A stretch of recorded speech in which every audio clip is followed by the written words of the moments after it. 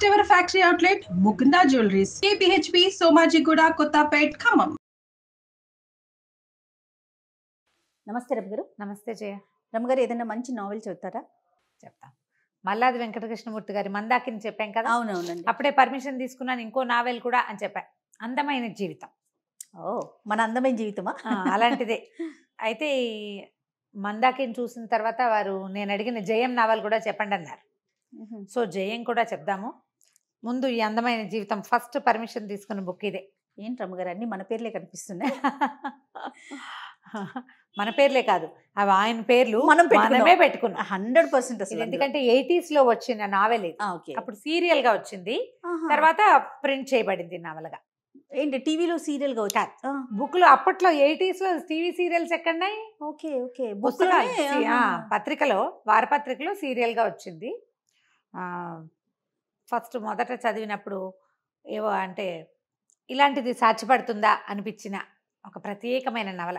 Okay, స్నేహం. అది ఎవరితోటి ఎలాగైనా ఉండొచ్చని, ఏ వ్యవహారాలకి వెళ్ళకుండా శుద్ధమైన స్నేహంగా, ఒక ఆడమగ మధ్య స్నేహం, ఏవేవో పుంతలు తొక్కేయకుండా స్నేహంగానే ఉండొచ్చు. ఓకే, దాంతోపాటుగా జీవితంలో చిన్న చిన్న సరదాలు, చిన్న చిన్న ఆనందాలు, సాధారణమైన విషయాన్ని కూడా సంతోషంగా ఉండటం, మామూలు విషయాలను కూడా అత్యంత ప్రత్యేకంగా చూసుకోవటం, ప్రతిరోజు కొత్తగా జీవించటం, ప్రతిరోజుని ఎంజాయ్ చేయటం. కష్టాల్లో, ఇబ్బందులు, సబ్బందులు లేకుండా ఎలా ఉంటాయి? ఉన్నా సరే తమకి దొరికిన జీవితంలో చిన్న చిన్న ఆనందాలతోటి ప్రతిరోజుని మొనాటనస్గా ఉండకుండా ఆ మొనాటనీని జయించేలాగా ఉండటం ఎలా అని చెప్పిన నవల. ఓకే, చాలా సామాన్యమైన కాస్టింగ్ అన్నమాట. మామూలు హీరో హీరోయిన్లు. ఇందులో ఒకళ్ళు హీరో ఒకళ్ళు హీరోయిన్ అని చెప్పడానికి కూడా వీల్లేదు. ఆ కథ, దాని నడక, సరిగ్గా చెప్పాలి స్క్రీన్ ప్లే, బుక్ ప్లేయే దీంట్లో ఉన్న హీరో. ఓకే, అదే హీరోయిన్. చాలా ఇంట్రెస్టింగ్గా బాగుంటుంది. భాష చాలా సామాన్యమైన భాష, మనం చదివే లాంటి భాష. ఈ సెల్ ఫోన్లు అవి రావడానికి కొంచెం ముందు వ్యవహారం ఇది, కొద్దిగా ముందు. మామూలు సింపుల్ లివింగ్ ఫెలోస్ ఎలా హాయిగా జీవించవచ్చో చెప్తుంది కథ. మొదట ఎట్లా మొదలవుతుందంటే, శాంతి అనే ఒక ఆవిడ, ఒక 30s, ఎర్లీ 30s అనుకో, తను రాజమండ్రి నుంచి హైదరాబాద్ వాళ్ళ చెల్లెలకి పురిటికి సహాయం చేయడానికి వస్తుంది. చెల్లెలు డెలివరీకి హెల్ప్కి, వాళ్ళ మదర్ లేరు, వచ్చింది. ఇవి వచ్చినప్పుడు ఏంటంటే వీళ్ళు హాస్పిటల్కి వెళ్తాం, తను ఎలా రైల్వే స్టేషన్ దిగింది, మిడిల్ క్లాస్ జీవితాల్లో ఎలాంటి కొంచెం మొహమాటాలు, ఎలా కొంచెం మేనేజ్ చేయటాలు అవి ఉన్నాయో అట్లా కనపడుతూ ఉంటాయన్నమాట. అడుగడుగున సాధారణమైన జీవితాల్లో మనం ఎదుర్కొనేవి, దేన్నైనా హ్యాండిల్ చేయడానికి మనం ఎట్లా ఆలోచిస్తామో అలాంటి ఆలోచనలు మనకు కనిపిస్తాయి. ఓకే, ఇంట్లో ఎవరు లేకుండా మరిది వదిన గారే ఉండకూడదు, దానికోసమని వాళ్ళు ఎట్లా ప్లాన్ చేస్తారు. అది పెద్ద విషయంగా ఉండదు, సింపుల్ విషయం, మనం కూడా చేస్తాం అట్లా. ఇవన్నీ మనకు తెలిసినవే అనిపించడమే ఈ పుస్తకంలోని ప్రత్యేకత, ఈ నావెల్లో ఉన్న ప్రత్యేకతే అది. ఓకే, అయితే వచ్చేసరికల్లా ఏమవుతుంది, చెల్లెలు కొంచెం డెలివరీకి దగ్గరలో ఉంది. ఈ శాంతికి భర్త, 2 పిల్లలు ఉన్నారు. పిల్లల్ని ఇంటి దగ్గర భర్త దగ్గర వదిలిపెట్టి మరి చెల్లెలకి సహాయం కావాలి కదా అని వచ్చారు. అయితే వీళ్ళు లోకల్ ట్రైన్లో తిరగటం చెప్తారు బాగా. అప్పటికి MMTS రాలా, హైదరాబాద్లో MMTS లేదు ఈ కథ నాటికి. అప్పుడు ఉన్నది ఏంటంటే లోకల్ ట్రైన్స్ తిరిగేవి కదా. ఓకే, ఆ ట్రైన్ ఎక్కితే అక్కడ దిగచ్చు అట్లా అనమాట. అయితే హాస్పిటల్కి వెళ్తారు. ఈ అమ్మాయికి కొంచెం సడన్గా ముందు ఒక రోజు నొప్పులు వస్తాయి. అక్కయ్యకి చుట్టుపక్కల ఉన్న షాపులు అవి పరిచయం చేస్తుంది, ఎలా ట్రైన్ ఎక్కి దిగాలో చూస్తారు. ఆ మాత్రం చేయగలరు అనమాట. చెల్లెల పేరు నాగమల్లి, అమ్మాయి భర్త అభిరామ్. వీళ్ళిద్దరు క్యారెక్టర్లు కనపడతాయి. వాళ్ళకి పెద్ద ప్రాముఖ్యత ఏమున్నట్టు ఉండదు, కథలో ఉంటారు. చెల్లెలు ఉంటుంది. అయితే సడన్గా పెయిన్స్ వస్తాయి, సిజేరియన్ చేయాల్సి వస్తుంది. పాపాయి పుడుతుంది. పుట్టాక ఏమవుతుంది, ఇంటికి వెళ్ళి సామాన్లు తేవాలని శాంతిని నువ్వు వెళ్ళమంటారు. వెళ్ళమంటే ఈవిడ ఒక ఆటో ఎక్కటానికి ఒక ఆయనకి చేంజ్ మార్చాల్సి వస్తుంది. చేంజ్ అతను ఇచ్చేస్తాడు డబ్బులు. ఆయన డబ్బులు తన దగ్గర ఉండిపోయినాయి అనుకుంటుంది. అతను కనపడితే ఇద్దామనుకుంటుంది. కనిపిస్తాడు అతను, మర్నాడు. అతను ఏంటంటే ఒక ప్రత్యేకమైన స్వరూపంతో ఉన్న మనిషిగా కనపడతాడు. ఈ అమ్మాయి కొంచెం అందగత, కానీ 5'6", 5'7", 5'8", కొంచెం పొడుగాట ఆవిడ. ఎర్లీ 30s అని చెప్పాం కదా. ఆయన కొంచెం లేట్ 30sలో ఉంటాడు. సన్నగా పొడుగ్గా, చక్కటి కంఠస్వరం, కంఠం చాలా బాగుంటుంది. కొంచెం పొడుగు చేతులు చొక్కా టక్ చేసుకుని బెల్ట్ పెట్టుకుని ఉండి బ్యాంక్ ఆఫీసర్. అతనికి ఆ డబ్బులు ఇవ్వడానికి కేసు కోసం మాట్లాడుతుంది. వీళ్ళిద్దరికి ఫ్రెండ్షిప్ అవుతుంది. తర్వాత మధ్యాహ్నం మళ్ళీ చెల్లెలు సిజేరియన్ అయింది కదా, 10 రోజులు 9 రోజులు హాస్పిటల్లో ఉండాల్సి వస్తారు. మరి రోజు తిరగాలిగా. వీళ్ళకి సహాయం ఏం చేస్తారంటే వాళ్ళ వదిన, వాళ్ళ అమ్మ, అభిరామ్ వాళ్ళ వదిన వాళ్ళ అమ్మగారిని ఇంట్లో అట్టు పెట్టుకుంటారు. ఆవిడ వంట చేసి పెడతారు రోజు. ఈ అమ్మాయి ఇంటికి వెళ్ళి రాత్రిపూట చెల్లెల దగ్గర పడుకోవటం, పొద్దున్నే లేచి ఇంటికి వెళ్ళిపోయి స్నానం చేసి ఆవిడ వంట చేసి పెడితే ఆవిడ లంచ్ బాక్స్ పుచ్చుకుని వస్తుంది మధ్యాహ్నానికి. సాయంకాలం మరిదొచ్చి రాత్రి భోజనం పట్టుకొచ్చిస్తాడు. ఈ అమ్మాయే తోడు పడుకుంటుంది. ఇట్లా ప్లాన్ పెట్టుకుంటారనమాట. ఈ అభిరాము ఈ కనపడ్డాడు కదా ఒక ఆయన, చక్కగా బాగున్నాడని ఈయన మాట్లాడుకునేసరికల్లా ఆయన నేను బ్యాంక్ ఆఫీసర్ని, ఫలానా బ్యాంకు అని చెప్తాడు. అతని పేరు ప్రీతం. మెల్లిగా వీళ్ళిద్దరికి ఈ మాటలు కలుస్తాయి. రోజు తిరగాలి కదా ట్రైన్లో. అదే ఈ ట్రైన్ 2-3 రోజులకి కొంచెం ఫ్రెండ్షిప్ థిక్కనే అవుతుంది, మాట్లాడుకుంటారు. శాంతి ఏంటంటే ఒక రకమైన భావుకురాలు. మామూలుగా ఎలాగోలాగా జీవించేయటం కాకుండా ఏదైనా ప్రత్యేకమైన సంఘటనలు ఉంటే డైరీ రాసుకోవటం గురించి బాగా చెప్తారు ఈ బుక్లో. ఇందులో కథ కంటే చెప్పా కదా ప్లేనే ముఖ్యమని. ఆ ప్లే అంతా నేను చెప్పట్లేదు. ఈ పుస్తకం కొని చదివి ఆ ప్లే మీరు స్వయంగా తెలుసుకోవాలని నా కోరిక. తప్పకుండా ప్రతి ప్రేక్షకులు, ప్రతి వాళ్ళు చదవాల్సిందే. ఆటే ఖరీదేం కాదు. కావాలంటే మీరు 4 ఫ్రెండ్స్ ఉంటే ఓ బుక్ కొనుక్కుని ఒకళ్ళు చదివి మిగిలిన వాళ్ళకి పాస్ ఆన్ చేసుకోండి. కానీ ఈ పుస్తకం ఇంట్లో ఉండవలసిన పుస్తకం అని నా ఉద్దేశం. ఇది ఉండాలి ఈ నవల మన దగ్గర. ఎప్పుడైనా వెరీ లోగా అనిపించినప్పుడు ఆ తిరగేస్తే కాసేపు చాలా ప్లెజెంట్గా అవుతాం. సింపుల్ లాంగ్వేజ్ కూడా. అయితే వీళ్ళిద్దరు మెల్లిగా మాట్లాడుకోవటం మొదలు పెడతారు. అతను తన భార్య, 3 పిల్లల గురించి చెప్తాడు. ఒక బెంగాలీ అమ్మాయిని పెళ్లి చేసుకున్నాడు ఆయన. ఆవిడ పేరు మృదుల. 3 పిల్లలు ఉన్నారు. మా పిల్లల పేర్లు, పిల్లవాడి పేరు మాత్రం ఉపేష్, అది గుర్తుంది. ఈ 3 2 ఆడపిల్లలు, 1 మగ పిల్లాడు. సరే వాళ్ళ గురించి చెప్పడం మొదలెట్టాడు, వాళ్ళ లివింగ్ స్టైలు. మరి శాంతి భావుకురాలని చెప్పాం కదా, ఏదైనా ప్రత్యేకమైన సంఘటన ఉన్నప్పుడు అమ్మాయి డైరీ రాసుకుంటుంది. డైరీలో రాసి పెట్టుకుంటుంది. వాళ్ళ నాన్నగారు రాసిన మొదటి కవిత, వాళ్ళ ఫాదర్ కూడా కొంచెం ఇట్లా కవిత్వం అవి రాసి ఆయన ప్రత్యేకమైన రోజులు అలాంటివి గుర్తుపెట్టుకోవటం. ఈ అమ్మాయి హస్బెండ్ ఏ భావుకుడు అది కాదు, ఆయన simple practical normal middle class ఆయన. అయితే ఈ ప్రీతం చెప్తాడు అతను ఎట్లాంటి భావుకుడో, అతని వైఫ్ అంతకంటే భావుకురాలు. స్పందనతోటి జీవించడం వాళ్ళ లివింగ్ స్టైల్. ప్రతిరోజు రోజు అదే కాఫీ, అదే నిద్ర లేవటం, అదే రకంగా ఉండటం, అలా మొనాటనస్గా ఉండే జీవితాలు కాదు వాళ్ళవి. కొంచెం ప్రత్యేకంగా ఉంటారు. పిల్లల్ని కొత్తగా ఫోటోలు తీయటం, ఎక్కడికైనా వెళ్తే కొంచెం కొత్తది ఎంజాయ్ చేయటం, ఇలా 2-3 రోజులు మాట్లాడుకుంటారు. అతను ఎంతసేపు తన భార్య పిల్లల గురించి మాట్లాడతాడు, చెప్తాడు. నేను అలా అంటాడనమాట. మళ్ళీ నేను వాళ్ళ గురించి మాట్లాడుతున్నాను కదా అంటే, కాదు నాకు ఇంట్రెస్టింగ్గా ఉంది చెప్పండి అంట. అతను చెప్తున్న విషయాలు ఒక్కొక్కటి టాలీ చేసుకుంటుంది. నేను ఇట్లా జీవించట్లేదే, మా ఆయన ఇలా లేరు అని అనుకుంటుంది. కానీ చెప్పడం మాత్రం ఆయన కూడా అంతేనని చెప్తుంది. అబ్బాయి మా ఆయన ఇలా కాదండి అని. మనం ఏదైనా ఒక మంచి విషయం కానీ అబ్బాయి నాకు కూడా వెళ్ళాలని ఉంటుందండి, కానీ మా ఆయన ఒప్పుకోరని చెప్పేస్తారు. ఈ అమ్మాయి అలా భర్తను తక్కువ చేసుకునే రకం కాదనమాట. తను కూడా ఇలాంటి లివింగ్ స్టైల్లోకి రావాలని కోరుకుంటుంది. ఓకే, సరే హైదరాబాద్ చూపిస్తానంటాడు. వీళ్ళిద్దరూ ఈ చెల్లెల కోసం కాఫీ తేవడానికి ఒక హోటల్కి వెళ్తుంది. అక్కడ కూడా అతను తగులుతాడు. అతను అక్కడికే వస్తాడు. ఈ అమ్మాయికి మధ్యలో అనుమానం వస్తుంటుంది, ఈ నిజంగా బ్యాంక్ ఆఫీసరా, నన్ను ఏమైనా ట్రాప్ చేస్తున్నాడా అని. అతని క్యారెక్టర్ విషయంలో అది చెప్పరు. వెళ్ళి అతను ఆ బ్యాంక్లో ఉన్నాడో లేదో కనుక్కొని చూస్తుంది. అతను బ్యాంక్లోనే ఉన్నాడు. బ్యాంక్ ఆఫీసర్ వరకు కరెక్టే.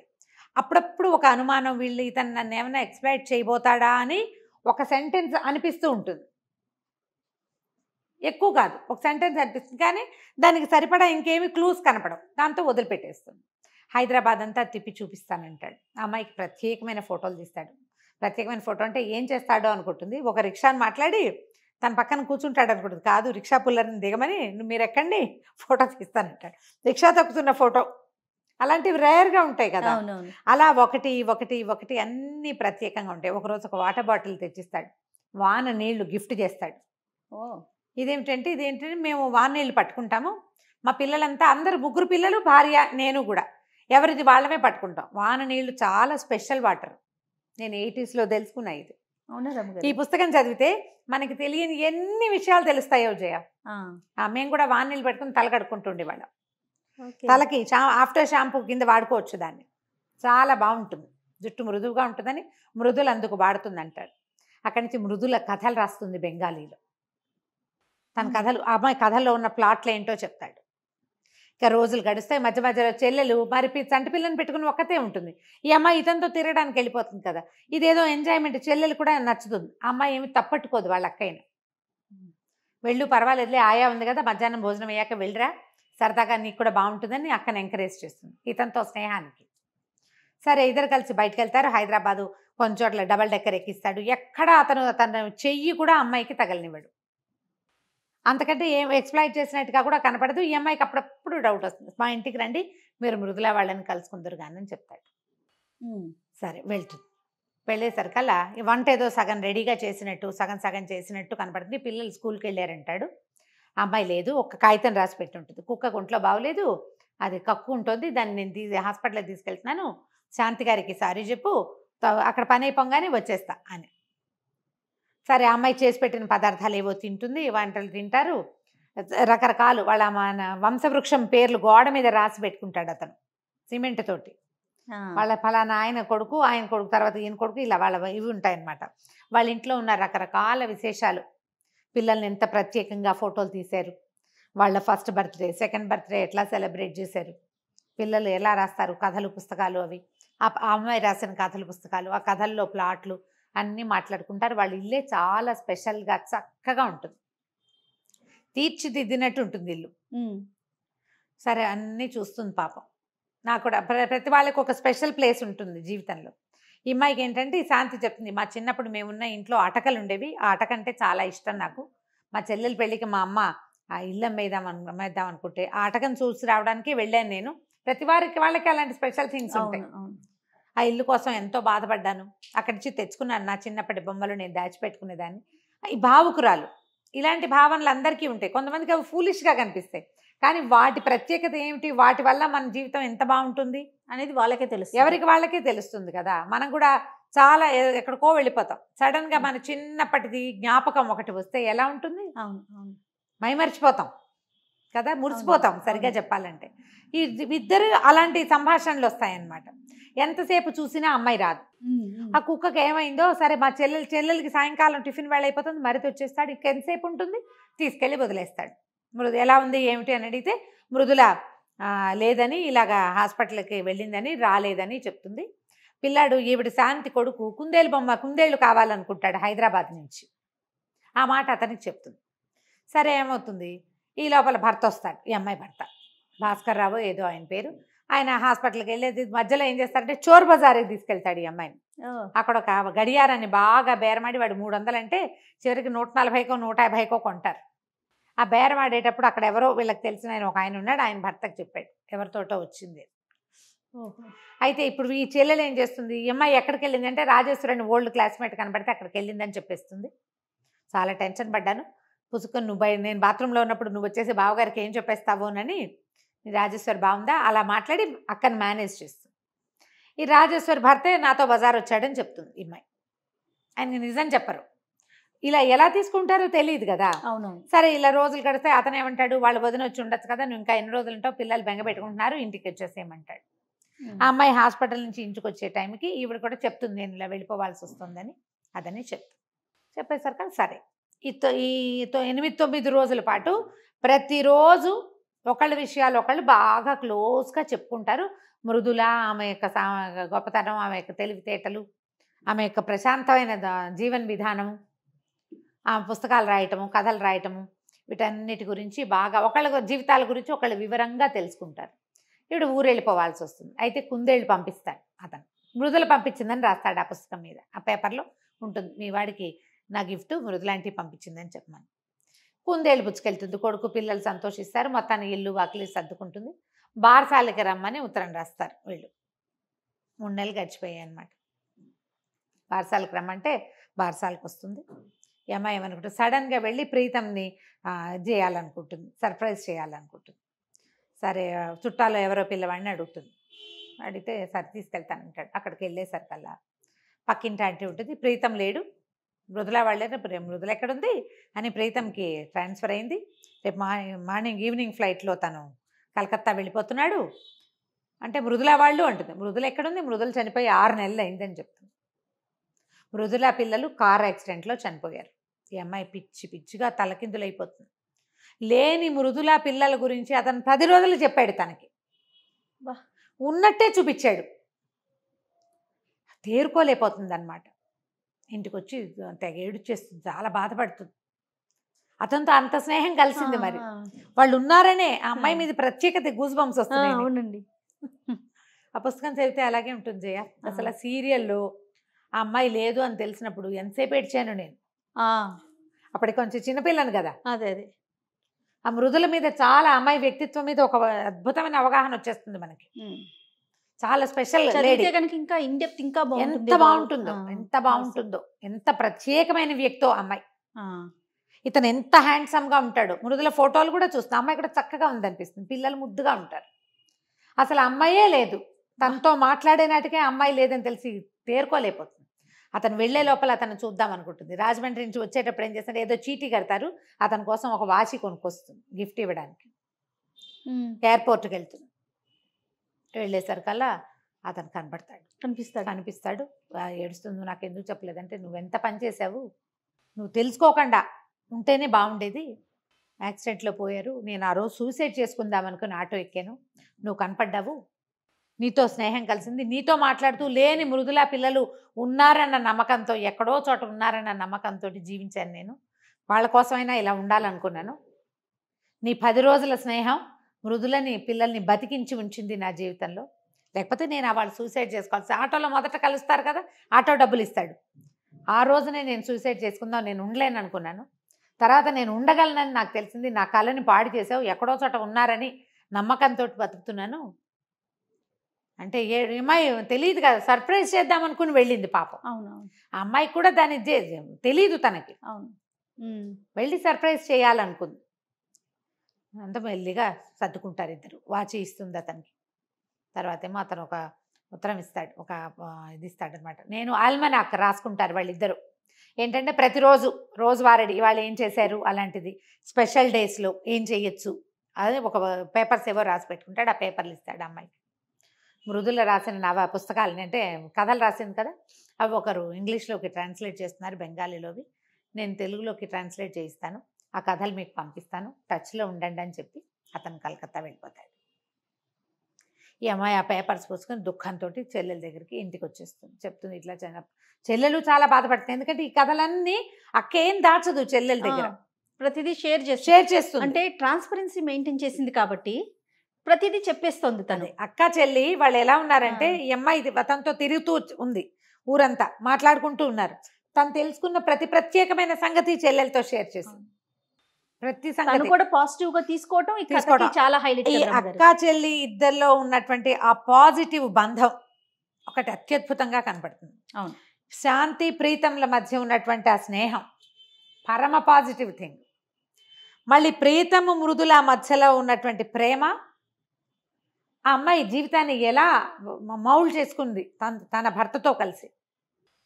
జీవితం మీద పెద్ద పెద్ద ఎక్స్పెక్టేషన్స్ లేకుండా దొరికిన ప్రతిదాన్ని సంతోషంగా అనుభవించడం ఎలా అనేది ఈ బుక్ చదివితే మనకు అర్థమవుతుంది. చివరికి అతను కలకత్తా వెళ్ళిపోతాడు. ఈ అమ్మాయి భర్తతో కలిసి ఇంటికి వెళ్ళిపోతుంది. కొద్ది రోజుల ఈ స్నేహం జన్మంతా వాళ్ళు జ్ఞాపకం చేసుకునేలాంటి ఒక అద్భుతమైన అనుభవంగా కనపడుతుంది. చిన్న చిన్న విషయాలు, చిన్న చిన్న టిప్స్. దీన్ని హిందీలో సినిమా తీస్తున్నారట, తెలుగులో చూసారట, కానీ తెలుగులో బహుశా దీనికి రెడీ అయినట్లేదు ఎవరును. హిందీలో తీస్తున్నామమ్మా అని చెప్పారు. హిందీలో ఒకరు రెడీగా ఉన్నారట, వస్తుంది ఎప్పుడో. నేను రివీల్ చేయనా అని అడిగాను వారిని, ఆ చెప్పచ్చు అన్నారు. ఓకే, హిందీలో తీయబోతున్నారు, వాళ్ళు ధైర్యం చేస్తారు. ఈవెన్ తమిళ్లో కూడా తీయగలరు ఇలాంటి సినిమాలు. ఎవరో హిందీలో మాత్రం ట్రై చేయబోతున్నారు. ఎప్పుడో ఒక రోజు వస్తుంది. మల్లాది వెంకటకృష్ణమూర్తి గారి అందమైన జీవితం చాలా బాగుందండి, నిజంగా చాలా అందంగా ఉంది. అదే అంటే మనకి జీవితం ఒకటే లభిస్తుంది అంతే. దీని అనవసరమైన కక్షలు, కార్పణ్యాలు, ఏవో పిచ్చి పిచ్చి ఆలోచనలు, నెగిటివ్ థింకింగ్ లేకుండా ఎవ్రీడేని కొత్తగా పూర్తిగా జీవించడం, బతకటం కాదు, జీవించడం. ఆ జీవించడం ఒక కళ. ఆ కళని ఇందులో చక్కగా ఎస్టాబ్లిష్ చేస్తారు. బ్రహ్మాండంగా ఉంటుంది. ఇది విన్నారు కదా. ఇప్పుడు నేను చెప్పింది అందులో 1% మాత్రమే. 99% కావాలంటే పుస్తకం చదవాల్సిందే. చదవాల్సిందే. తప్పకుండా రమ్మగారు. కానీ చాలా బాగుందండి. కదా? చాలా అందంగా అనిపిస్తుంది, అదే చెప్తున్నా. రైట్ అండి, నమస్తే. నమస్తే జయ.